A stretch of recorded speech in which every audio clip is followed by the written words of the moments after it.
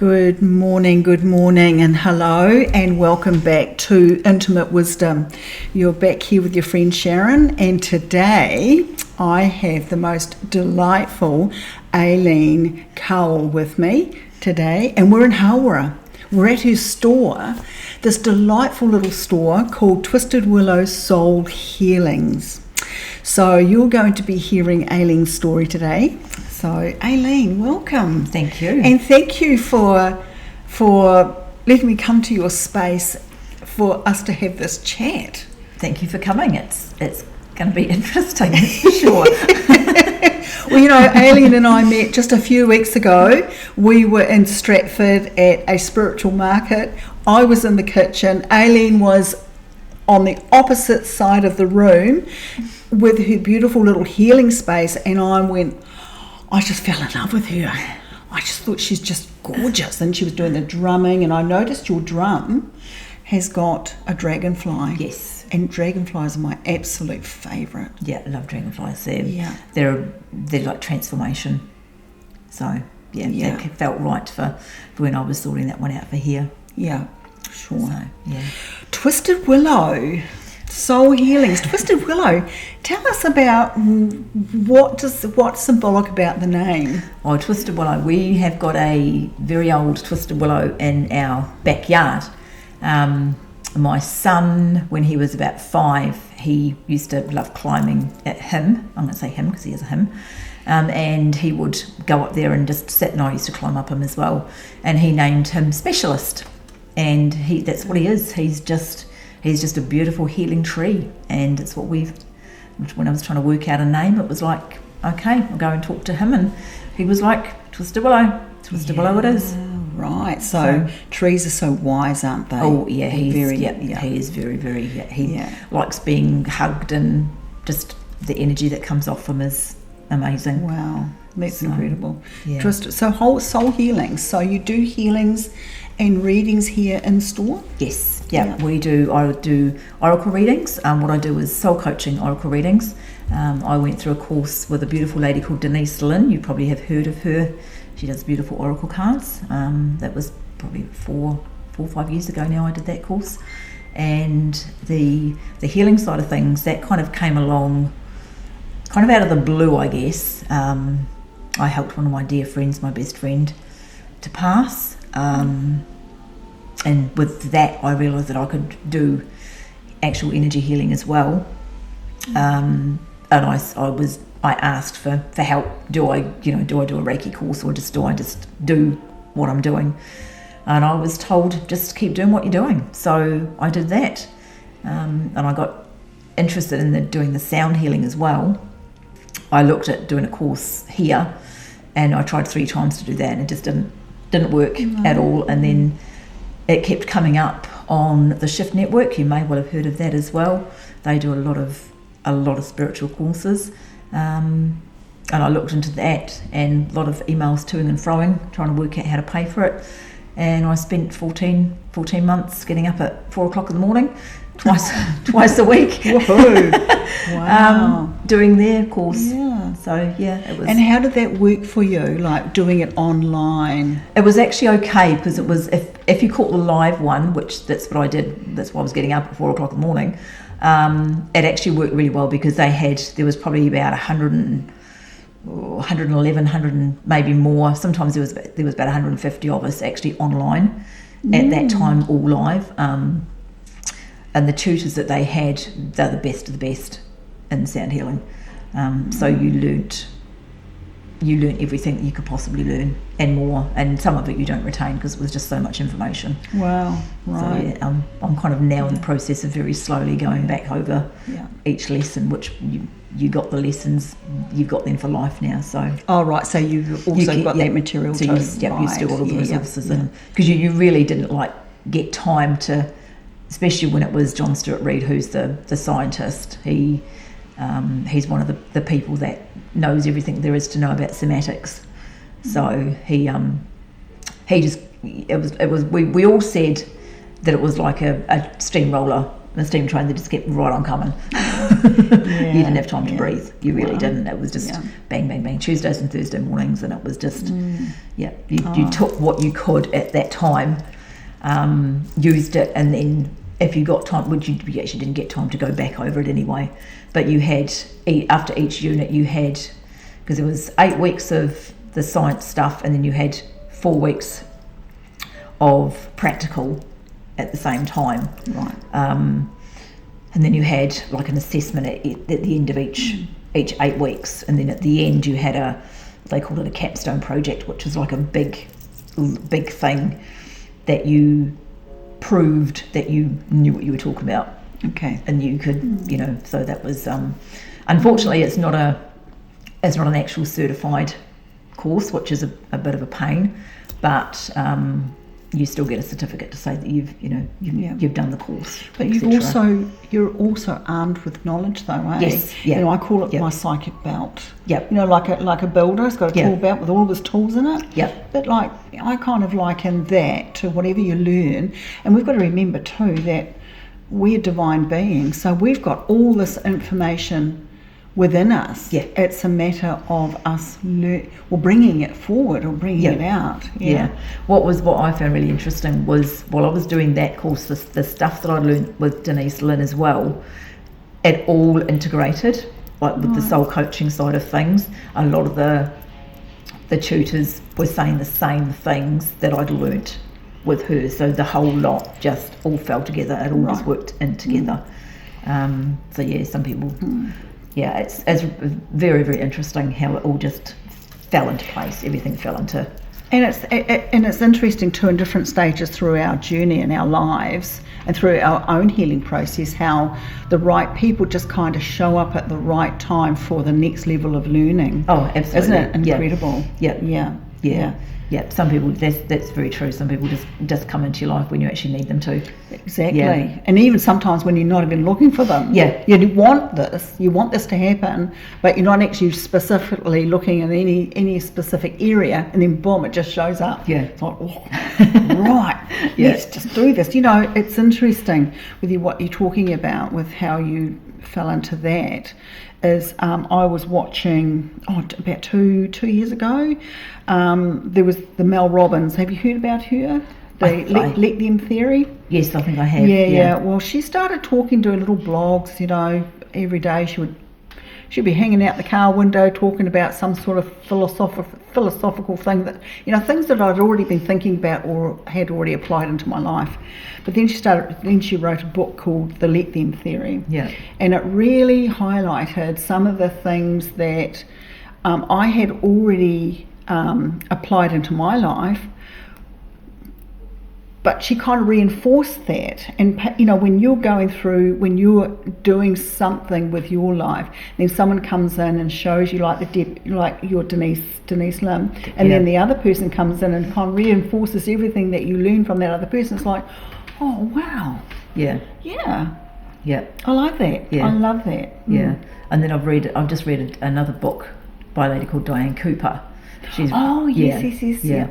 And that reinforces it again, but she goes that one step deeper in her belief that even before you're born, your soul has already decided what you're going to be doing and how you're going to die in this lifetime. That's right. I believe that too. So it's like, actually thinking about it, it's probably really because everything we've already signed our little contract, haven't we, before we're born, and we choose our parents, we choose who we're going to be raised with, or our siblings, our experiences, and everything is already lined up.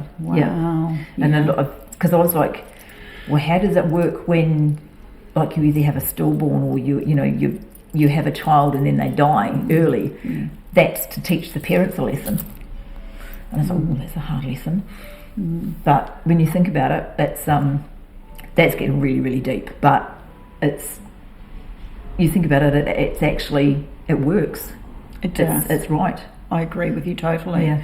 Did I tell you the little story about the little girl that rang me before she died? No. Okay.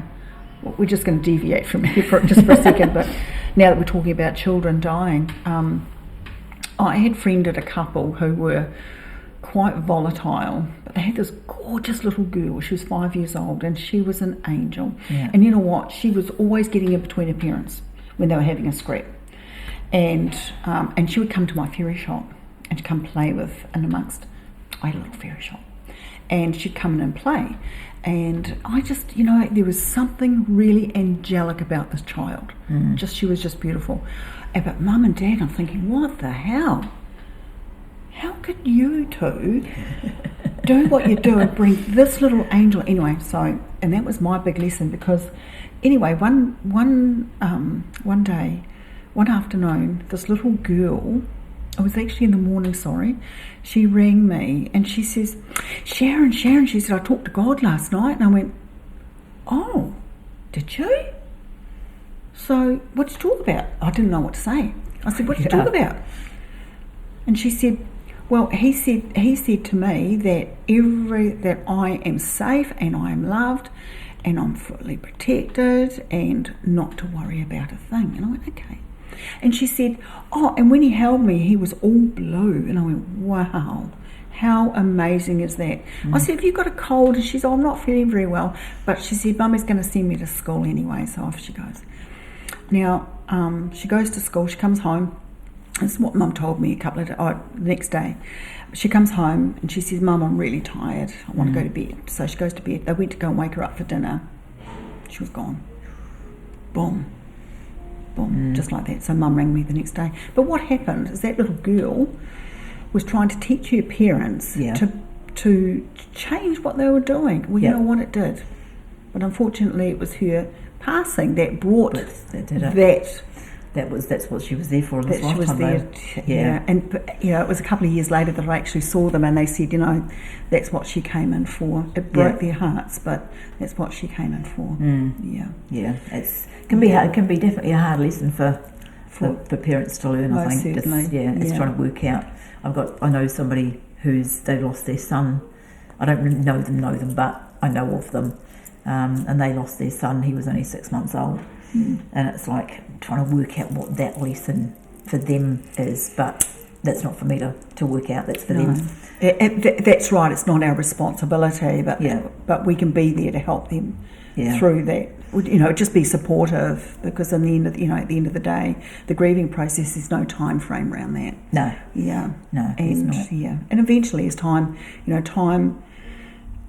marches on, then I think parents and people then understand or have that wisdom about why something like that occurred. It's like when my sister died.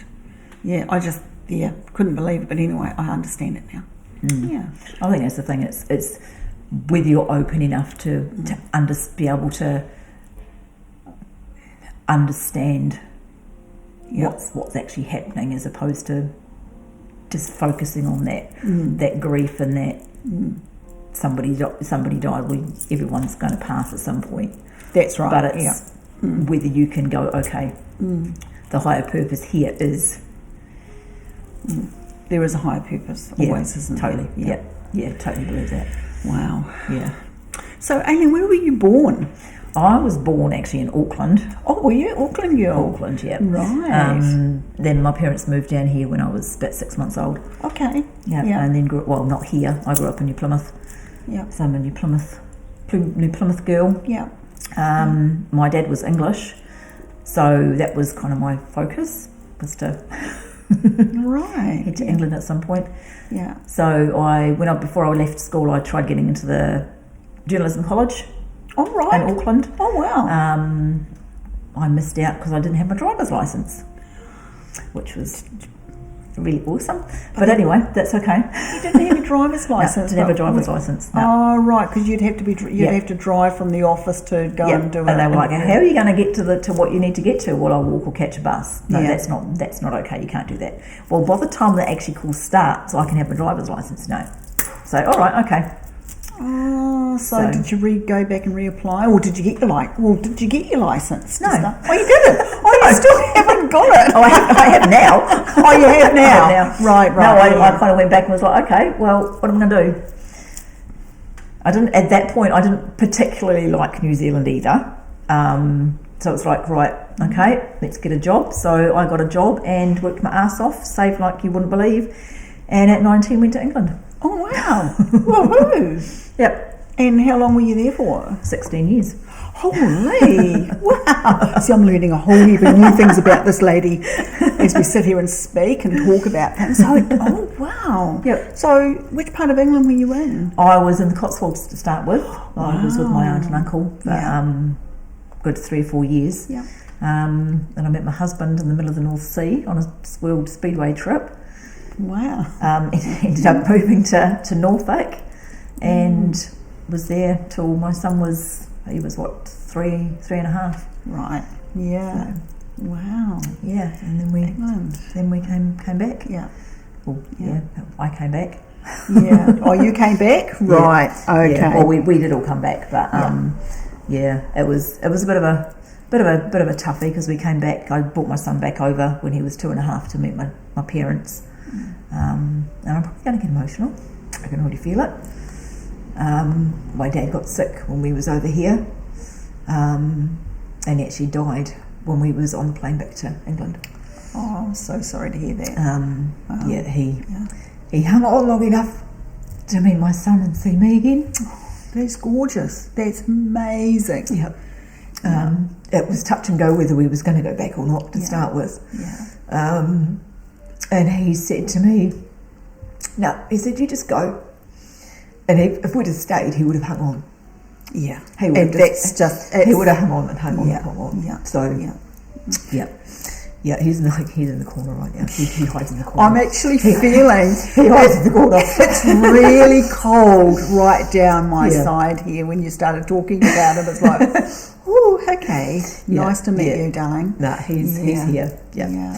He's kind of overpowered by a couple of other ladies that are in here that are very forceful. So he just stays there. Yeah. Okay. So, and keeping an eye on you and keeping you protected and Yeah. Wow. Oh wow. Yeah. So but we came back anyway. But we don't get on with my family very well, so we don't see them very much at all. No, so, and I get that too because I think I was born at the wrong time into the wrong family. I've always said to the Creator, I said, "What the hell? What the hell's going on here? What am I learning from this?" But it was breaking cycles of dysfunction. That's what mine is breaking cycles and yeah. And can I ask if this is too private or too personal? Plus, it's okay. But can I ask what it was? What cycles were you brought back to break? My cycles for me is my self-confidence. Okay. Which I'm still working on. Probably I'm getting, they're saying trust. So I guess trust issues as well, possibly. Not sure of those ones at the moment, but definitely the self-confidence and just being able to speak my truth. Right. Which, I do most of the time, but not always. There's certain people and places that I don't say too much. It's just easier not to. And that's the path. That's the easy path of resistance, isn't it? Because it's just sometimes it's best for your own energy, keeping your energy safe, keeping you calm, instead of buying into whatever's going on within that entity. That's exactly what I do. It's just, and it can be hard because people are like, oh, why don't you just say something? Well, there's actually no point, because what's the point of talking to somebody who just doesn't listen? And they won't listen because they're not ready for that. No. And people can only change when they feel like it. Yep. And until then, there's nothing. It doesn't matter how well you might say something, or how well you may do something. They're still going to criticise you if they're not ready to accept and change how they're doing. Yep. So your confidence then. So where your self-confidence. How Okay. How did that start? When did that start? How old were you? I'm just thinking about it because I had a conversation with Franz a couple of times ago at the spiritual fair, and that was one of the things that he was saying about. And it was like, it took me a little while, and I was talking to another friend, and she was like, oh, I used to get picked on at school. And I was like, shit, actually, that's when it started. Right. Being bullied at school. I kind of blocked it completely, and it was like, okay, yep. Yeah, because bullying chips at our self-esteem and our self-worth, and everything that we believed in is kind of like chipped away, taken away. And our innocence too is often taken away when we're bullied. And then I guess the situation I'm still in now is it's not as bad as it was because I just ignore it now. That's what I was talking about before. There's no point saying anything, so you just ignore it. Probably as well, actually thinking about it probably actually I had a job in England, and the boss there, she was pretty narcissistic. She was a nice bully as well. And then another job I had, he was a total bully. Right, Pratt. Go on and say it. I could use a few other words than that. He wasn't actually a very nice person at all. No. And then I got into teaching. Actually, I became an early childhood teacher. When we came back and I had my daughter, it was like I looked into going back to work, but the childcare was so expensive. It was like, well, what's the point? All I'm doing is getting paid to pay you. So I started doing home care. Oh, right. And then the kindergarten teacher, the head teacher, was like, well, why don't you just do your bachelor's? And I was like, you're right, I know. No, I don't think so. And she kept poking and prodding, and in the end I did. So I was a early childhood teacher for 9 years. Unfortunately, that all went to hell and back. That's kind of what restarted me on this journey. I ended up getting stood down 2 days before Christmas. Wow, that's a bit harsh. Yep. There was teachers that had put complaints in about me doing just horrendous things that there's no way in hell. If you know me, you know for a fact that there's no way. And it kind of worked out that the investigation went on for two years. I ended up leaving in the end because it was like, there's no way I'm going to go back to teaching. I'm not going to go back into that environment. And there was nothing. The allegations there was nothing to them. It took a while, and the Teachers' Council, that took forever, ever and ever to sort that out. And it was like, no, there's no evidence. That's all circumstantial. There's nothing actually that's It's interesting because even what those people did to you is bullying. Yeah, oh, totally. Yeah. And another one, it's just like, for you not to go back to teaching because what someone else did to you, it's just so wrong on so many levels. What the horrible thing was that I wasn't supposed to. I was told not to talk to anyone about it. I actually ran my head teacher of the time, and she was like, oh, she'd actually been stood down too. They'd done it to her as well. Wow. Yep. So someone there was wanting full control. They were. We put it down to being a witch hunt. Yep. They wanted both of us gone. They didn't. I don't know about my head teacher completely, but they didn't like my style of teaching. They weren't comfortable with who I was. It's interesting because I know this lovely lady. She's also a teacher, and she likes to teach outside the square. And she's had her reins pulled in a few times. Yeah. She's still got her job. However, she's a very aware person. And she can see what's going on with children. Yep. She can see the energy. She senses their sadness. She senses if there's something really horrible going on at home. Yeah. Like abuse and that sort of thing. She sees all of that. Yeah. But you see, and that's a threat to people who are living the unaware life. You know, they don't believe in spirituality or, so of course, people like yourself, you've got to be taken out. Yeah. And often, and you know what, Aileen, something I've learned in the years that I've been involved in the spiritual movement or my spiritual work is that there is always going to be someone out there that wants to knock you off your stool, Totally. off your broom, Yeah. if you like. Yep. That one. Yeah. Oh, totally. It took a lot. It did take a long time, but I've actually forgiven them and thanked them, because if that hadn't have happened, I wouldn't be here. I wouldn't be doing this. Exactly. Well, no, they're going, yes, you would. But it had to happen that way for me to go down in a really dark, deep, horrible, nasty little hole, to be able to find who I was again. Yeah. And here we go again. And here you go, and here you are. Yep. And you know what, Aileen, when I first met you, the light around you is phenomenal.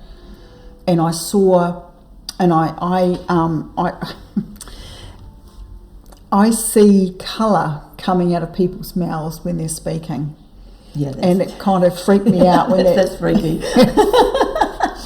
It's really actually no different to seeing an aura around someone, but to see someone speaking from their heart or just from ego, the colours, the contrasts are so different. I think I might have told you about the guys in the supermarket. I have to tell you the story. I was in the supermarket a few weeks ago, and you know how you're standing at the checkout and you just, you know, like you're kind of zoning out because you're waiting for your turn to be served, and there was this guy next door in the next aisle was chatting away to his girl, and he was just like the big I am, and there was all this brownie colour coming out of his mouth, and all I could think about, oh geez, he's talking shit. And I'd love to, and and then the next thing he looked over at me, and it's almost like he must have heard my thought, but because mine just looking right at him, and he probably sensed me looking, and I went, oh, okay. And then I had to look again, and then he carried on talking. I had to look again, and go, oh my God, this bloody. Oh, anyway, so yeah, and then something else happened with someone else, and then more colour cut, and I was going, oh wow. And I'm thinking, okay, Creator, I know I asked for this, didn't I? And I've got it, but you could have, eased me into it slowly. Not even, yeah. So, it's when I'm sitting and talking with people that I feel safe in saying, do you want to know what colour's coming out of your mouth? And it's like, oh yeah, okay. And it's like I said, it's no different to seeing an aura or feeling or sensing an aura, but I'm actually seeing the colour, which is, and that helps me stay safe too. It would do, actually. Yeah. So, and it's interesting. Anyway, absolutely. And you've got beautiful, the colours coming out of Aileen's mouth. I'm hoping some of you guys will see this, but the colours coming out of your mouth are just like the rainbow colours. Thank you. A rainbow child. And when I first saw you, the colour around you was just phenomenal, and I just feel like Creator's energy around you, the gold colour of love and protection and movement. Yeah. Thank you. Well, you're very special. You're very special, and it's like, and I get the confidence thing, and I get the trusting thing. I really, really understand that, because as spiritual beings, the work that we do, we trust Creator, but often, we lack trust in ourselves. But Creator trusts us. Yeah. And people that come in and see you trust you. Yeah. It's that. I think for me, we've just had our second year at the shop. And for me, it's about patience. I want to just be able to jack my other job in, but I literally can't at the moment. It's just can't's not the word that we use, but because I forbid that kind of language. But I don't have the financial support that I need to be able to just go, right, I don't need that money anymore. I'm just going to... A lot of people say, I'll just do it. But it's not as easy as that. Just to jack that job in, that $300 a week is what keeps my food bill going, and etc. etc. It would be really nice just to be able to go, okay, yep, I'm going to stop that. I'm going to be here all the time. But until I can get a few more clients in doing sound healing regularly, I'm not confident enough to be able to just shut the door on the other job. Sure. Yeah. So, and really, to be honest, it's, while you have that other job, there is, with your energy, there is obviously a purpose for you to remain there. Yeah. Because you're bringing something in. Yeah. It might not be about them. It might be about you, what you're bringing in. Yeah. With your energy. Yeah. I've got there's one lady in particular, I've already told her that once I do drop some more hours, I'll be keeping her. She'll be my last one to go. Okay. Yeah. So, beautiful. Yeah. That's awesome. Yeah. Wow. So what have you envisioned for yourself, for your future, with the store here? Do you see yourself remaining in Hauora? I think actually I probably will. Yes.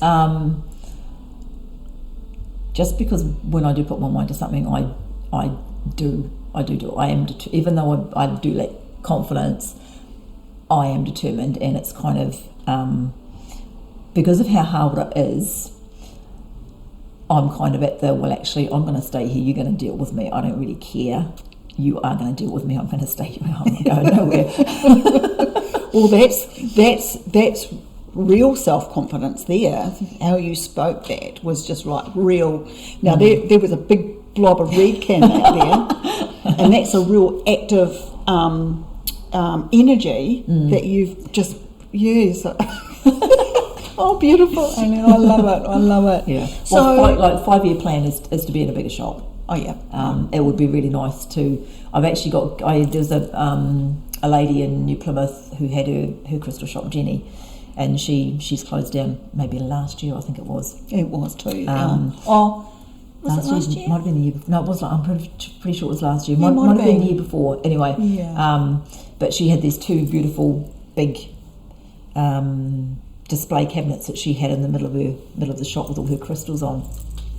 And we got talking one day, and she said, "Well, do you want them?" And I was like, "How much do you want for them?" She said, "Nothing for them. Just take them. I don't want them."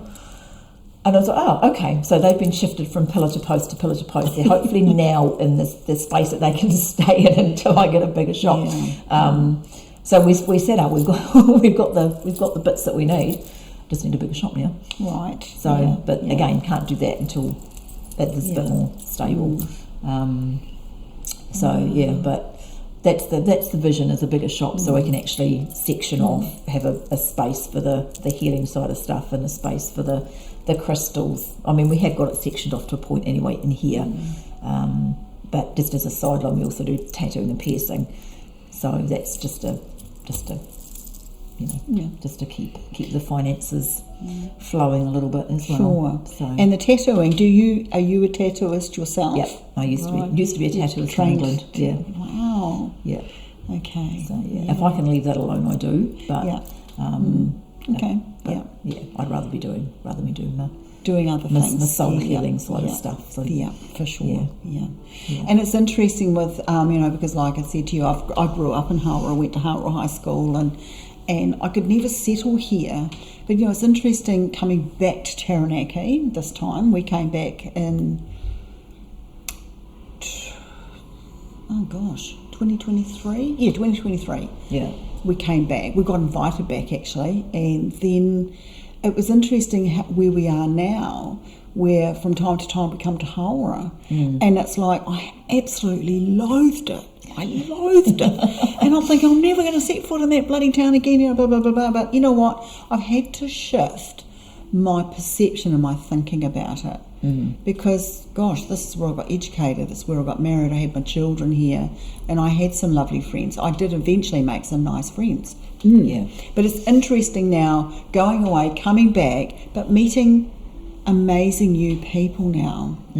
There are a lot of amazing people in Hawara. They are slowly coming out of the woodwork. The number of people that walk past the shop, you see them day in, day out. They walk past, and then one day they stop and they'll actually come in and they're like, "I didn't even know you were here." Oh, right. Okay. And it's like, okay, yep.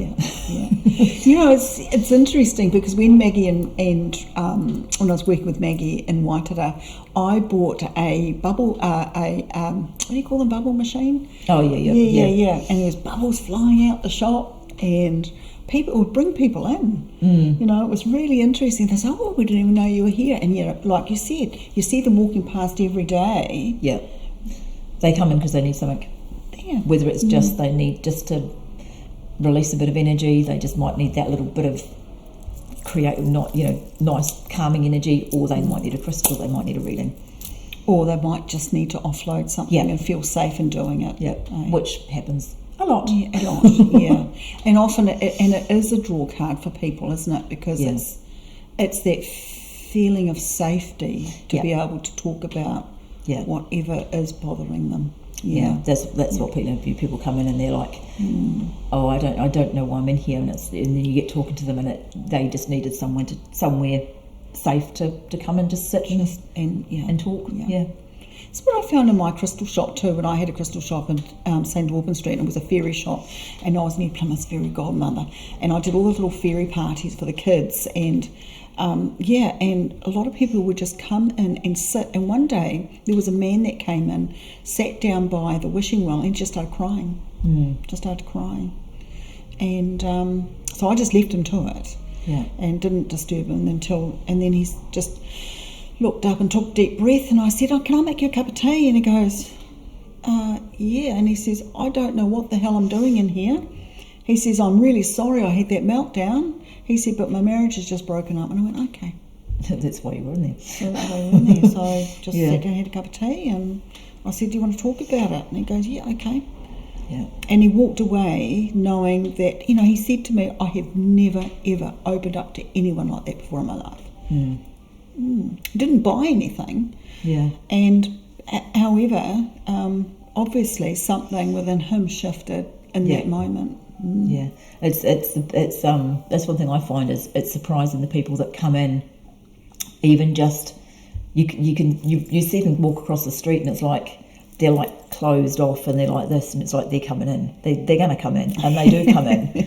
And then I'd give them what I call a little zhush I've got a bamboo shaker that I use for the sound healing, and by the time they leave, they're completely different. You can see that the dark has disappeared off them and they're a lot brighter. Shifting the energy around them. Oh, that's beautiful. It's gorgeous. I find that with the sound healing things as well, that people have there's two ladies in particular that they were really closed off and just needed to find their self-confidence again, and just to let shit go that they needed to let go, and they're completely different now. Because people are now ready. A lot of people are ready now to make a difference for themselves. It's like they wake up one day and think, "Oh God, I've had enough of this. What can I do to change this?" And then boom, once they make that decision, it really comes down to a choice, doesn't it? It does, And that's like when I do readings, because how I do readings slightly differently to most people. So because it's a soul coaching reading, the client actually reads the cards. They do read them. They pull the cards themselves, and I say, "Okay, so what do you think about this card? What feelings do you get from this card?" And then they'll say, and then I get told other stuff as well. And it's all the cards, they're completely right every single time. Boom, they're always right. And it's down to, I always say to the client, so this is pretty clear, but it's still down to you. It's your choice whether you want to take any notice of what those cards have told you, and you want to go on your merry way and be stopped later down the track because you didn't do what you were told to do. Exactly. They keep asking, why did this always turn to custard? Well, because you didn't listen. You didn't listen. It can be. It's interesting how even as a soul worker, how frustrated I used to get frustrated, and I'm sure that you probably experienced this too, where you impart this wonderful information. You know that that person has the potential to do it. Yep. Oh yeah, there's one lady who comes in And she's had readings, and every time she comes in, she's all, bless her heart, she's a lovely lady, but she's always, it's all me, and it's like, well, actually, if you stop doing that and look outside your box, you can change that. But because you're so self-absorbed about this has happened to me and this is going to happen to me and da-da-da-da-da, but it's like, actually, you just stop and look outside your box, but you can't tell her, so we just don't bother anymore. No, not until they're ready, because they often, what I found with people, and that was earlier on, is that often they would come in and just want to chat about, me, poor bugger me, and giving the information that they needed to hear, well, they weren't ready for it anyway. And it was frustrating. I wanted to just shake them. But no. You just got to let them go off and do what they've got to do. Because until they're in that place of I'm ready to shift this, there's nothing that we can do, say, or how we may, how well we might be able to do something for them. It's just never going to. No, because it just kind of gets into that ear, but that's as far as it goes. It just doesn't go into the grey matter. No. It doesn't even go into the awareness or onto their radar. No. I think I've met people who just want an easy fix. They want a clairvoyant to say, oh, how are you going to fix this for me? No. That's not how we work. No, it all starts with you. Exactly. And if you're not prepared to put the hard work in or make that decision and even physically, but mostly mentally, actually change your way of thinking. And a lot of the time it is that way of thinking. It's that little change of the positive instead of the negative all the time that actually flicks that switch and changes everything. And often there's a root cause too, isn't there, Aileen? Absolutely. There's always a root cause for why a person, because it's a personality type, and it's how they behave. It's what they, and it's what they put out there, and they just keep recreating them, rehashing. It's like wash, rinse, repeat. I quite like that. Daily. Either childhood trauma, past life trauma. A lot of it's past life trauma that you've not learned, and you're just going to keep on coming back till you work it out. So past life trauma, do you work with people with past life trauma? I would like to. Oh, would you? Haven't really gone there at the moment. But that is something I would like to look into as well. Soul retrieval would be something that would be really cool to do too. Oh, soul retrieval. Now I've heard that. It's shamanic. I'd like to do some shamanic stuff. Okay. That would be. I would go through Sandra Ingerman for that. She's one of the top shamanic teachers over in America. Okay. So it's quite a tricky thing to do. So you've got to be quite experienced to be able to do that, but that's further down the track. Right. Okay. I have heard of it, but I don't understand it. Basically, it's when part of your soul has dropped off. Like if you've had a major trauma. I guess to a point a bit like depression. Oh yes. But you've had, and part of your soul has actually broken away. It's still floating around out here somewhere, but it's not. It can't reconnect back to make you whole again. Right. So that's that disconnection between you and you. You and your higher self. Right. So then you have to go into trance state to be able to bring it back. But that trance state is done by the shaman who does that and puts you in a trance state as well. So you're both in a trance. So from what I understand, you would need to have somebody else there as well. So there's three of you there, so the other person is there if the person who's put you in the trance doesn't needs help coming back at. It's a bit of a tricky thing to do. But now that you're talking about that, Aileen, I've actually seen that done in New Plymouth. I was at a group situation where I actually saw that whole thing unfold. So now I get it. Okay, right. Now that you've explained that, I've seen it done. Yeah. Oh, So right. the shamanic side of stuff I'd really like to really get into at some point, but that's a little while down the line yet. Yeah. Well, you never know. It'll get there. Because I believe now that whatever we focus on, whether it be good or bad or indifferent, we're manifesting stuff faster and faster and faster now. So we've got to be so careful on where we're putting our focus. Yep. What you send out comes back threefold. Oh my gosh, and it's coming back faster. And I'm watching, and it's like I see somebody behaving badly, and I just go, "What's your thought, Sharon? Just careful, just don't buy into it. It's none of your business. Let them get on with their stuff." So it's being mindful of not buying into it, but also your self-talk. Yeah. All self-talk is don't even go there. No, that's a subject all on its own. That's a big one. Self-talk is what, and I think that's probably actually the biggest thing is the self-talk. Is the self-talk, and that's huge for everyone. Yeah, because and again, it all stems back from birth. Yeah. I remember reading. Franz introduced me to Wayne Dyer when we first met. He's a psychologist and also a clairvoyant. He's since passed. And I read one of his books, and he says in the book, when we're born, we're created by the Creator, God, universe, whatever you want to call it. So, and then we arrive into the world, we're perfect divine beings. Mum and Dad are holding us, and they're saying, "Gee, what a gorgeous child. Thanks God, we'll take over from here."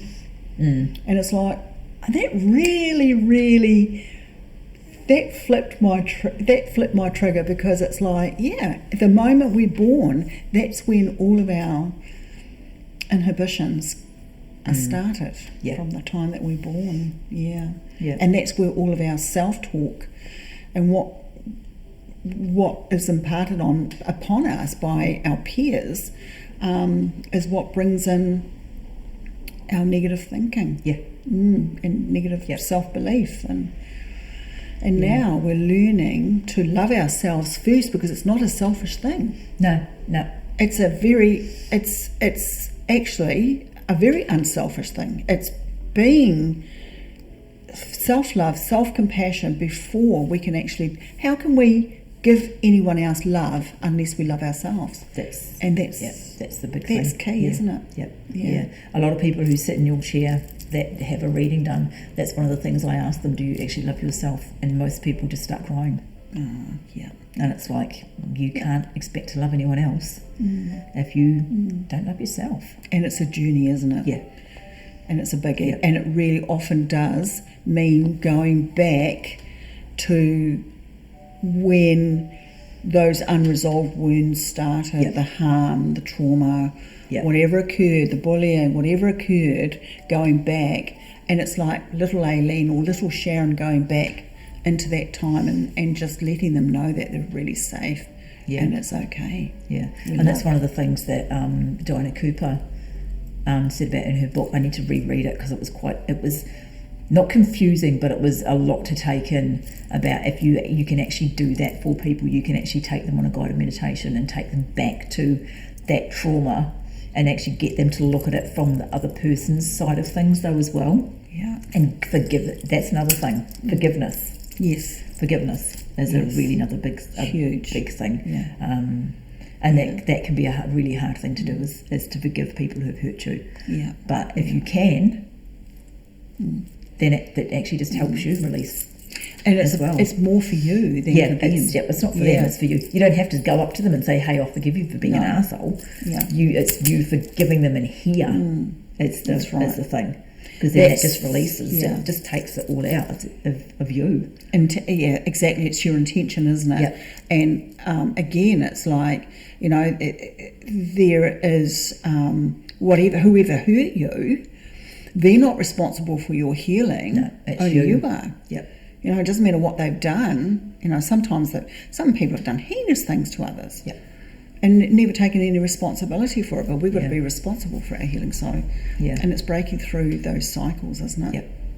And sometimes it's not always easy. No, it's However, not. if you get support, it can, it can soften the blows. Yeah. It's having that support there and being able to, just being able to talk to people and have that trust in us and other people to be able to talk to them. Yes, indeed. Yeah. Oh, wow. Yeah. Well, Aileen, this has been amazing. I have just loved this chat. Thank you. Yeah, and thank you for sharing your space here and to be able to talk about your journey. Thank you. Wow. And the things that are coming for you is just exciting. Thank you. Yeah. And you know what I love about meeting people like you, Aileen, is I get to grow with you. And that's what I love about meeting like-minded people who have got a vision of where they want to be, where they want to go. And and that we've got, that we could be supporting of each other. Yeah. And I'm meeting more and more people like that now. Yeah. Can I just say as well, I do need to just, you saying about supporting people, the lady who helps me out in the shop, she does it voluntary. She's one of my sisters. And without her help, I would have really struggled to got this going in the first place. Her and her hubby, they came in, my daughter did too, but when we first started talking about doing this, she came in and just helped with literally everything. My neighbour came in and sorted the walls out for me, and they came in, her and her husband came in and painted everywhere, and she comes in, I'm teaching her to do the piercing so I don't have to worry about it. Neat. Oh, that's fantastic. Her energy and my energy combined in this space is just phenomenal. Great. It's beautiful. It's the combination. Her mum's one of the ones that's up here being bossy as well. Oh, very and good. She's learned a lot of stuff since she's been in here with me. So, and your dad's still standing behind you, because I'm almost tempted to shiver, but I'm not. It's not that kind of like cold. Yeah. It's the spirit energy. Yeah. It's like it's like leaning right in, eh? I'm going to say it as well. My other friend Lynn, the one I helped pass, she's always in here too. So the combination of Antonia's mum and Lynn is wow, that's beautiful. Yeah, that's so special. Yeah. Oh, Aileen, thank you so much. It's quite all right. Thank you. Wow, this is incredible. Wow. Okay. Well, I think that's about it, people. So look, thank you for joining us. Thank you, Aileen, for joining us and sharing. And and I'm sure that we're going to be seeing each other regularly, I would imagine. So. Yeah, I reckon. There's so much to talk about. There's always a ton of stuff to talk about. Oh, absolutely. Yeah. Always. Especially when you think about all the things that we're learning about ourselves, and what we can do to help others. Yeah, because that's our purpose, isn't it? Yeah, is to help ourselves, but then able to help others. Yeah. Beautiful. Absolutely. All right, darling. Yeah. Can I give you a cuddle? Absolutely. Oh, you're such a beautiful soul. Thank you. Thank you, my darling. Good. All right. Okay. So everybody, take care. Have an absolutely magnificent weekend, and we'll see you again in a couple of weeks. Bye for now. See ya.